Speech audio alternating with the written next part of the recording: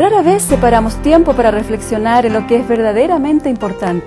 En medio de los afanes diarios, ¿alguna vez usted tuvo un instante para pensar en Dios? ¿Saber quién es Él y cómo actúa? Sabe, muchos dicen, yo no creo en Dios porque no lo veo. Aunque Dios no se revela a nuestros sentidos, es decir, no podemos verlo, tocarlo ni oírlo, Él nos dejó evidencias suficientes que prueban su existencia. Basta mirar la tierra, el cielo, el mar, las maravillas de nuestro cuerpo y el orden del universo. ¡Qué perfección! Todo eso refleja a un Dios inteligente, un Dios de orden y belleza que nos comunica sabiduría todo el tiempo.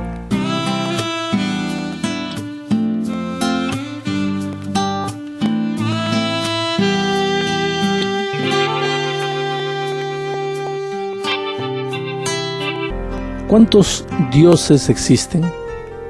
Efesios 4:6 afirma: un Dios y Padre de todos, el cual es sobre todos, y por todos, y en todos. En otras palabras, la Biblia es contundente al decir que existe un solo Dios. Pero ese Dios único se manifiesta a través de tres personas. ¿Y cuáles son las tres personas de la Trinidad? La segunda epístola a los Corintios 13:14 dice: la gracia del Señor Jesucristo, el amor de Dios y la comunión del Espíritu sean con todos vosotros. Allí están bien claramente definidas las tres personas que forman parte de la divinidad: el Padre, Dios, el Señor Jesucristo y el Espíritu Santo. Mucha gente no puede entender este misterio. Si hay un solo Dios, ¿cómo hay tres personas?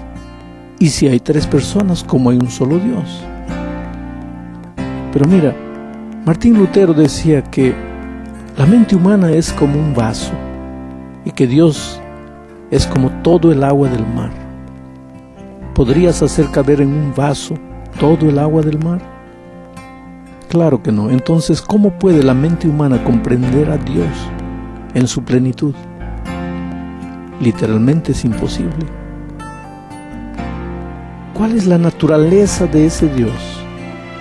Juan 4:24 dice: Dios es espíritu, y los que le adoran en espíritu y en verdad es necesario que adoren.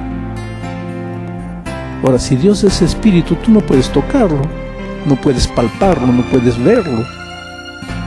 Y hay mucha gente sincera en este mundo que no cree en Dios porque no lo puede tocar, y sin embargo cree en el amor, por ejemplo. El amor es una experiencia humana. Tú no puedes tocar al amor, pero tú crees en el amor. Bueno, Dios no es solamente una experiencia humana. Dios es Dios, creador del cielo, absoluto, un Dios personal. Pero la Biblia afirma que es espíritu, no lo puedes tocar. Pero el hecho que no lo puedas tocar no quiere decir que no existe o que no puedas creer en Él. ¿Cómo se considera Dios en relación al hombre?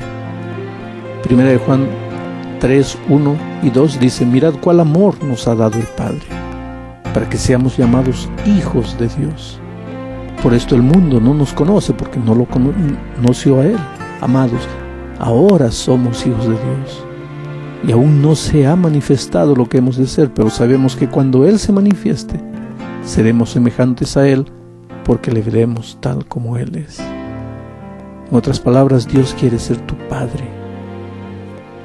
Y si tu Padre es el Rey del universo, y tú eres el hijo del Rey del universo, ¿qué eres tú? Eres un príncipe. Entonces atrévete a vivir como un príncipe o como una princesa maravillosa de Dios. ¿Se preocupa Dios con tus problemas?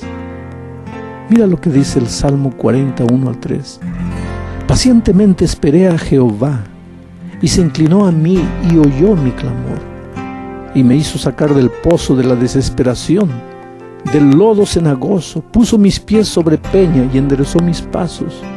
Puso luego en mi boca cántico nuevo, alabanza a nuestro Dios.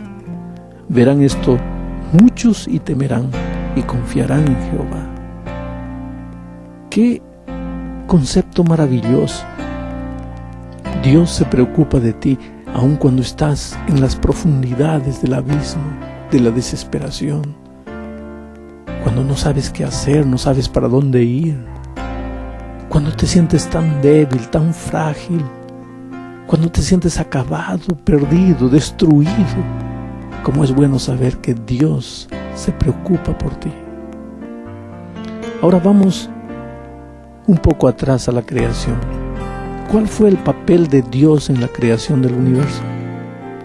Según Génesis 1:1, en el principio creó Dios los cielos y la tierra. O sea, lo que existe hoy día, inclusive tú y yo, todos hemos sido creados por Dios.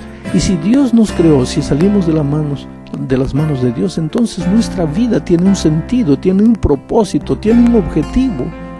El secreto de la felicidad es descubrir cuál es el propósito que Dios tiene para ti.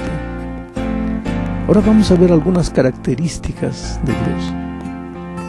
Dios es espíritu, ya lo dijimos. Juan 4:24 afirma eso. Dios es eterno. Isaías 57:15 dice: porque así dijo el alto y sublime, el que habita la eternidad y cuyo nombre es el Santo.